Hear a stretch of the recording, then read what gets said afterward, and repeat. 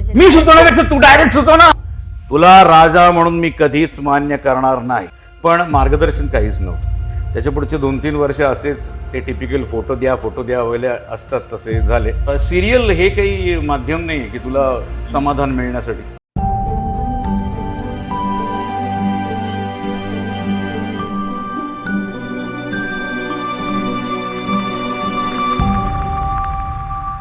नमस्कार, मी रुचिका भोंडवे. स्टार विश्वमध्ये आपल्या सगळ्यांचं मनापासून स्वागत. तर आज मी अशा एका व्यक्तिमत्वाला या ठिकाणी भेटणार आहे, ज्याच्याकडे पाहिल्यानंतर तुम्हाला ऑफकोर्स थोडासा राग येतो, कारण त्यांनी अशी पात्र आत्तापर्यंत साकारलेली आहे. ज्ञानेश वाडेकर दादा आता माझ्यासोबत आहे. सगळ्यात आधी खूप मनापासून स्वागत. धन्यवाद धन्यवाद. असं छान स्मितहस्ते देणारा चेहरा आपण बऱ्याचदा पाहत नाही. चित्रपटांमध्ये, सिरियलमध्ये तुम्हाला त्यानिमित्ताने पाहायला मिळतोय. म्हणजे हे स्मितहास्य असतं नेहमी, पण याच्या मागे काहीतरी असतं. तसं आता काही नाही, आता नॉर्मल आहे. आता नॉर्मल आहे. आता काही मी घाबरायची गरज नाही नाही, अजिबातच नाही. बाय द वे, कशा आहात? मस्त मस्त निवांत एकदम निवांत. एकदम छान. खरं तर चाणक्य नाटकाच्या निमित्ताने आपण भेटतोय आणि मला अर्थातच ऐकायला आवडेल की चाणक्य नाटकामध्ये तुमची भूमिका नेमकी कशी आहे? चाणक्य नाटकामध्येच्या आधी आपण एक जनरल चाणक्याचा ज्यांना इतिहास माहीत असेल नसेल त्यांच्यासाठी, चाणक्य जेव्हा मगधात आला तेव्हा त्याला मगधाला एक केंद्र सत्ता मानून अख्ख्या भारतात, म्हणजे तेव्हाच्या आपला अखंड हिंदुस्थान म्हणू, एक निर्माण करायचा होता. एक केंद्रीय सत्ता निर्माण करायची होती. आणि त्यावेळी तिथे असलेला जो नंद राजा होता त्याचा एक अमात्य राक्षस कात्यायन म्हणून.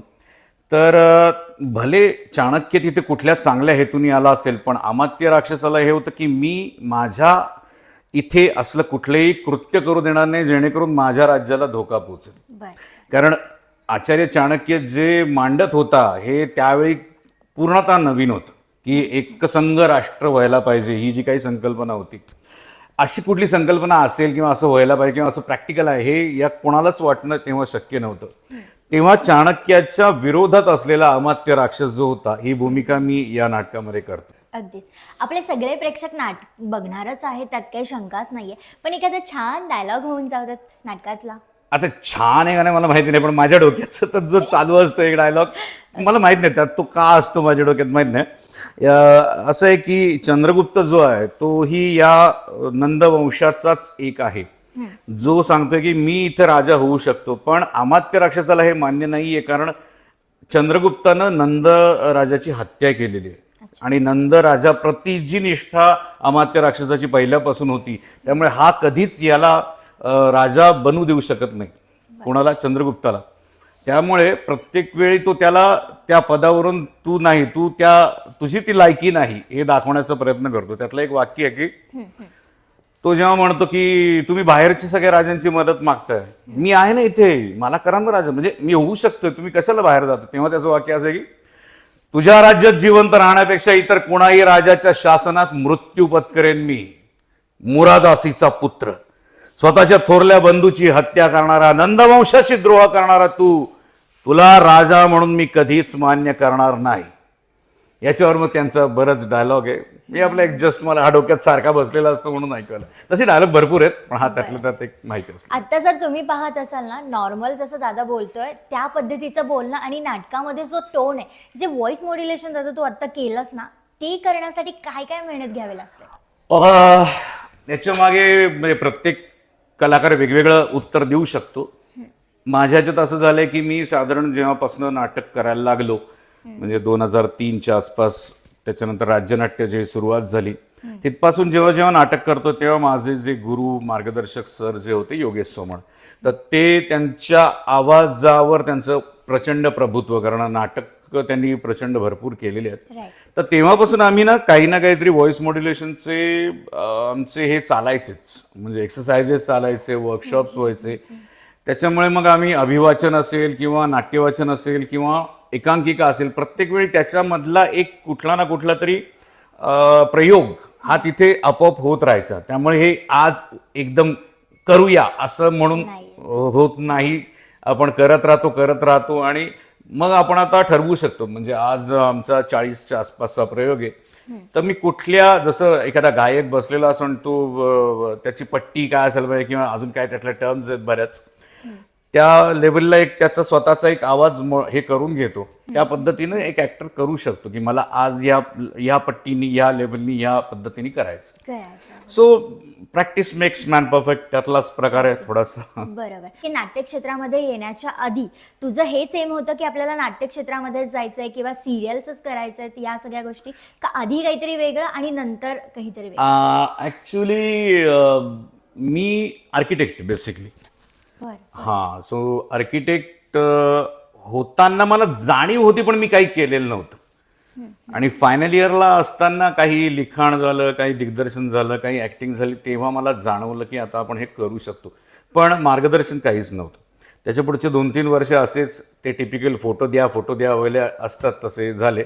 आणि मग सोमण सर जेव्हा 2003च्या आसपास आयुष्यात आले या वर्कशॉप आणि या माध्यमातून, त्याच्यानंतर मग या सगळ्याकडे मी अधिक गांभीर्याने बघू लागलो. पण त्याचा अर्थ मी आधी बघत नव्हतो अशातला भाग नाही. जेव्हा मी आर्किटेक्चर सोडून एक आर्किटेक्चरची एक मेन स्ट्रीम असते, त्याच्या अलीकडचा एक दुसरा स्ट्रीम घेतला होता, दॅट इज आर्किटेक्चरल ग्राफिक्स.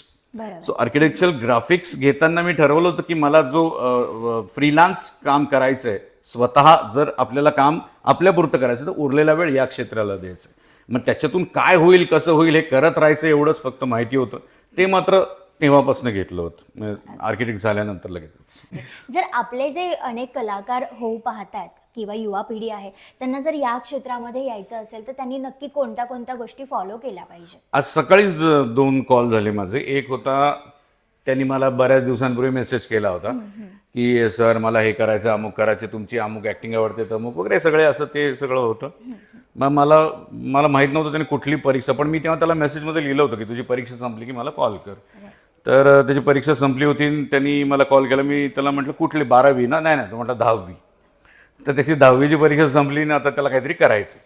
मग म्हटलं तुला, त्याचा आवाज ऐकून मला ते एक असतं ना की खूप एक्सायटेड, त्यातला तो मॉलिक्यूल होता. तर तुला मग NSDला जायचं आहे का म्हटलं. तर तो म्हटलं हो जायचं आहे. म्हटलं मग आता सिरियल कशासाठी, म्हणजे तुला? नाही मला करायचं वगैरे. म्हटलं ठीक आहे, मी तुला, आता तू पुण्यात आहेस, मुंबईला या गोष्टी चालतात, 2 नंबर तुला फॉरवर्ड करतो. हा एक पार्ट, याच्याविषयी नंतर बोलतो. दुसरा एक पार्ट जो नोकरी करतोय आता एका ठिकाणी आणि त्याला हे सगळं करायचं आहे, पण त्याच्या मागे कुठलीही बॅकिंग नाही आहे. स्वतःचं बॅकिंग जसं मला किंवा बऱ्याच लोकांना स्वतः बॅकिंग तयार करावं लागतं, तसं त्याच्याकडे बॅकिंग कुठलंही नाही आहे. प्लस तो नोकरी करतो, 10-12 तासाची नोकरी करतो. तो हे कसं काय करणार? त्यांनी एका मोठ्या इन्स्टिट्यूटमध्ये मोठे पैसे, म्हणजे बरेच पैसे भरून मोठा कोर्स केलेला आहे आणि आता तो म्हणतो की अरे मी काय करू. तर ही 2 उदाहरणं. मला सांगायचं हेच आहे की जर तुम्ही पहिल्या उदाहरणातले असाल की तुम्ही शिक्षण करतायत आणि तुम्हाला हे करावं असं वाटतंय, तर तुमच्यावर आत्ता तुम्हाला असं वाटतं की कुठलीच जबाबदारी नाही आहे. म्हणजे साधारण याचं मी सांगतो, सर्वसामान्य घरातलं सांगतोय. तुमचे आई वडील असतील, तुमच्या आजूबाजूला तुमची बहीण, मोठा भाऊ, काही असू शकतं. या सगळ्यांना तुम्ही कन्सल्ट करा की मला हे करायचं आहे. जर केलेलंच नसेल अजिबात, तर ते म्हणतील की ओके फाईन, आपण अशा पद्धतीने पुढे जाऊ शकतो. तर त्यांच्या मार्गाने तुम्ही एकटे जाण्याचं धाडस करू नये असं मला वाटतं. त्याचं कारण याला बॅकिंग लागतं, कुठे ना कुठेतरी इमोशनल असेल, फायनान्शियल असेल. दुसरी गोष्ट आहे की तुम्ही जर याच्यात काही केलेलं असेल तर तुम्हाला आपोआप मार्ग पुढे सापडत जातो. आणि हा जो होता, ज्याने की जो आता काम करतोय, पण त्याला मुंबईला जाऊन काम करणं शक्य नाही, कारण त्याच्याकडे बऱ्याच आर्थिक अडचणी आणि सगळ्या गोष्टी आहेत. तर त्याला मग हे म्हटलं की तू प्रत्येक वेळी सिरियल हे काही माध्यम नाही आहे की तुला समाधान मिळण्यासाठी. तुझ्या शेजारी, म्हणजे घरापासून 5 मिनिटावर नाटकाच्या ॲक्टिव्हिटीज चालतात, हे तुला माहिती आहे का? त्याला फोन करून दिला, एक झाला फोन, तर त्या ॲक्टिव्हिटीज तिथं चालतायत, तुला हे माहीत नाही. तू त्या ॲक्टिव्हिटीज कर ना, तुला समाधान मिळत जाईल, तू करत जाशील, त्याच्यातनं तू तुझा मार्ग शोधत राहशील. तर मला एवढंच म्हणायचं आहे की फायनान्शियल काय, आपली जबाबदारी काय बाकीची, आणि मुळात आपल्याला किती माहिती आहे, आपण काय केलंय, किती करायचं, पॅशन काय आहे, या सगळ्याचा विचार हळूहळू करत डिसिजन घ्यावा.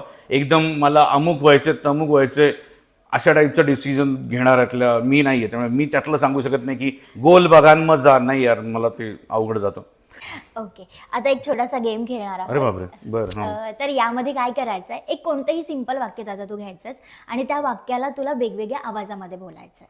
म्हणजे फॉर एक्झाम्पल XYZ तू वाक्य घेतलंस ते तुला व्हॉइस मॉड्युलेशन करून ऍटलीस्ट 3 ते 4 आवाजांमध्ये बोलायचं. टक टक नाही घड्याळ नाही गेलं. हं. मी सुचवण्यापेक्षा तूच डायरेक्ट काहीतरी बोलशील. मी सुचवण्यापेक्षा तू डायरेक्ट सुचव ना, असं तिला म्हणायचं होतं का? असंच होतं का ते? हा ती घाबरली.